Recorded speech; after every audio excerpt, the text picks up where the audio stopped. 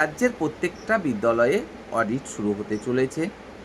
সেখানে যদি দেখা যায় ক্লাস থ্রির একজন বাচ্চা বা শিক্ষার্থী সে সঠিকভাবে লিখতে পড়তে পারছে না, তাহলে শাস্তির মুখে পড়তে হতে পারে সেই বিদ্যালয়ের শিক্ষক শিক্ষিকাদের। আর যদি দেখা যায় বাচ্চারা সঠিকভাবে লিখতে পারছে, পড়তে পারছে, তাহলে এমনকি তাদেরকে পুরস্কৃতও করতে পারে কে? সরকার। কে উল্লেখ করছেন এরকম কথা? স্বয়ং আমাদের রাজ্যের শিক্ষামন্ত্রী। তিনি পরিষ্কারভাবে কিন্তু জানাচ্ছেন খুব তাড়াতাড়ি রাজ্যের প্রত্যেকটা বিদ্যালয়ে অডিট শুরু হতে চলেছে এবং সেখানে যদি দেখা যায় ক্লাস থ্রির একটা বাচ্চা সঠিকভাবে লিখতে পড়তে পারছে, তাহলে অবশ্যই পুরস্কার পর্যন্ত দেওয়া হতে পারে সেই বিদ্যালয়ের শিক্ষক শিক্ষিকাদের। আর যদি উল্টোটা হয়, সঠিকভাবে লিখতে পড়তে না পারে, তাহলে তাদের কিন্তু শাস্তির ব্যবস্থাও হতে পারে। তো যাই হোক, এটা যে শুধুমাত্র ক্লাস থ্রির ক্ষেত্রে দেখা হবে তেমনটা নয়। তিনি হয়তো বোঝাতে চেয়েছেন ক্লাস থ্রি থেকেই এটা দেখা হবে, অর্থাৎ থ্রি, ফোর, ফাইভ, এমনকি মাধ্যমিক বিদ্যালয়ের ক্ষেত্রেও কিন্তু এই বিষয়গুলো দেখা হতে পারে। সেক্ষেত্রে শুধুমাত্র লিখতে পড়তে পারা না, উম, প্রত্যেকটা সাবজেক্টের ক্ষেত্রে অন্যান্য গভীর জ্ঞানের বিষয়গুলোও কিন্তু জানতে চাইতেই পারে যারা অডিট করতে আসবেন। এমনকি প্রাইমারি বিদ্যালয়ের ক্ষেত্রে ক্লাস ওয়ান টু এর ক্ষেত্রেও কিন্তু বিভিন্ন রকম প্রশ্ন করা হতে পারে বাচ্চাদেরকে। তো যারা শিক্ষক শিক্ষিকা রয়েছেন অবশ্যই এই বিষয়টাকে আহ, সেরকমভাবেই গ্রহণ করুন এবং আহ, নিশ্চিত করুন যে প্রত্যেকটা বাচ্চা যেন সঠিকভাবে শিক্ষা গ্রহণ করতে পারে, সঠিকভাবে লিখতে পারে, পড়তে পারে, অঙ্ক করতে পারে, একটা ইংরাজি শব্দ শব্দ বুঝতে পারে।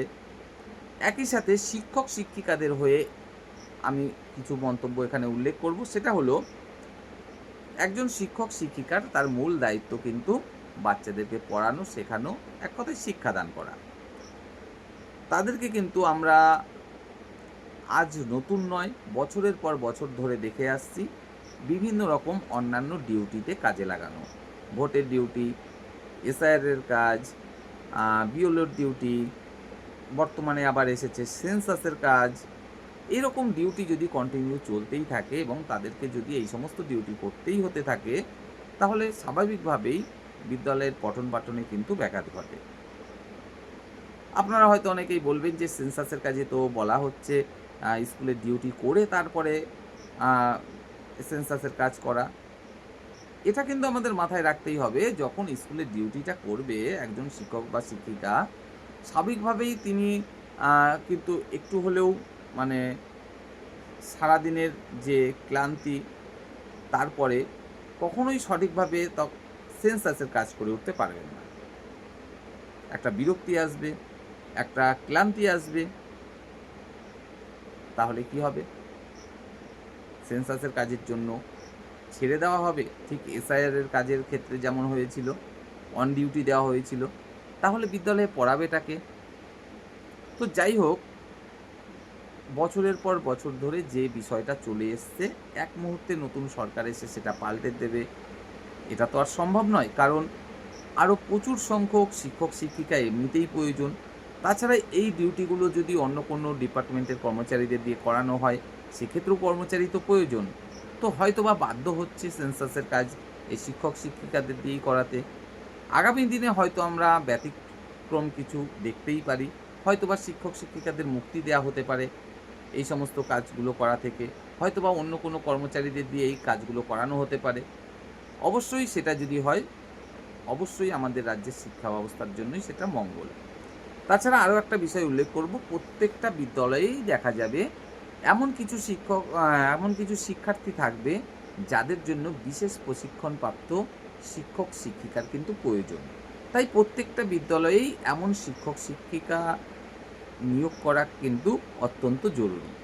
কারণ সেই একজন দুজন আহ, শিক্ষার্থী যাদের জন্য কিনা প্রচুর সময়ের প্রয়োজন, প্রচুর বিকল্প পদ্ধতির প্রয়োজন, তাদের ন্যূনতম শিক্ষাটা দেওয়ার জন্য। কারণ তারা সত্যিই কিন্তু অনেক পিছিয়ে পড়ে বিভিন্ন কারণে।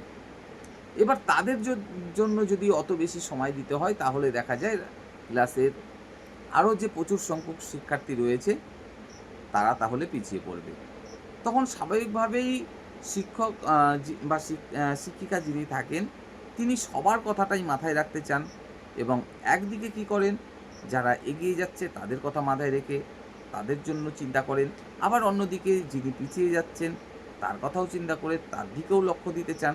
স্বাভাবিকভাবেই দেখা যায় কোনো দিকটাই মানে সেরকমভাবে হচ্ছে না। তাছাড়া একই সাথে তো ২ টো ক্লাস ৩ টে ক্লাস সময়তে নিতেই হচ্ছে। তো এই বিষয়গুলো অবশ্যই সরকারের দেখা উচিত। কারণ প্রত্যেকটা ক্লাসে একজন করে শিক্ষক বা শিক্ষিকা যদি না থাকেন, একই সাথে যদি ২ টো ৩ টে ক্লাস বসানো হয় এবং তাদেরকে পড়ানো হয়, তাহলে সত্যিই এগুলো সম্ভব নয়, সঠিকভাবে শিক্ষাদানের যে বিষয়টা। যেমন আমি নিজের অভিজ্ঞতায় নিজের স্কুলে যে কাজ করছি, সেখানেও কিন্তু আমাকে ২ টো করে ক্লাস নিতে হয়। ক্লাস 1, ক্লাস 2 ২ টো ক্লাস একসাথে কিভাবে পড়াবো? ওইভাবে করেই পড়াতে হয়। কিছু করার নেই, হাত পা বাঁধা।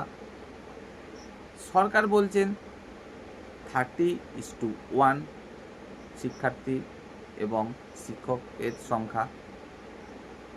এবার দেখা যাচ্ছে ক্লাস 1 এ রয়েছে ২০ জন ছাত্রছাত্রী, ক্লাস 2 তে রয়েছে ২০ জন। স্বাভাবিকভাবেই এরকম হিসাব করতে গিয়ে দেখা যাচ্ছে স্কুলে মোট ১২০ জন আছে, অথচ ৬টা ক্লাস, ৪ জন শিক্ষক শিক্ষিকা রয়েছে এবং ৪ জন শিক্ষক শিক্ষিকা কিভাবে ৬টা ক্লাস নেওয়া হবে? তারপরে রয়েছে mid day meal, iron tablet, তারপরে রয়েছে আম অরণ্য সপ্তাহ, এ অনুষ্ঠান, সে অনুষ্ঠান, এ ডিউটি, সে ডিউটি। তো আশা করি আমাদের বর্তমান যে রাজ্য সরকার, যেমন মিড ডে মিলের বিষয়টা নিয়ে খুব ভালো পদক্ষেপ নিয়েছেন। এখানে বেশ কিছু টাকা বাড়িয়ে দিয়েছেন। তাছাড়া ইসকনের উপরে দায়িত্ব দিচ্ছেন। ফলে মিড ডে মিলের কাছ থেকে শিক্ষক শিক্ষিকা যারা রয়েছেন তারা অব্যাহতি পাবেন। সেই সময়টা দিতে পারবেন শিক্ষার্থীদের জন্য। তেমনি আগামী দিনে আশা করব বিশেষ শিক্ষক শিক্ষিকা নিয়োগ করবে প্রত্যেকটা বিদ্যালয়ে, যাতে পিছিয়ে পড়ছে যে সমস্ত শিক্ষার্থীরা বিশেষ কারণে, তাদের দিকটা দেখতে পারবে। তেমনি এই যে বিভিন্ন রকম ডিউটি, অন্যান্য ডিউটি, সেগুলো থেকে আগামী দিনে হয়তোবা মুক্তি দেওয়া হবে শিক্ষক শিক্ষিকাদের এবং তারা খুব ভালোভাবে শিক্ষার্থীদের কথা চিন্তা করে তাদের পড়াশোনার দিকটা যেন ভালো হয় সেই দিকে মনোনিবেশ করতে পারবে। তো যাই হোক, বর্তমান রাজ্য সরকার শিক্ষা ব্যবস্থাকে নিয়ে যে খুব ভালো ভাবছে, এটা আমরা খুব ভালোভাবেই বুঝতে পারছি এবং আগামী দিনে আমি যে মন্তব্যগুলো করলাম, আশা করি এগুলো অবশ্যই সম্ভবপর হবে। আপনারা যদি একমত হন, অবশ্যই একটা লাইক করবেন।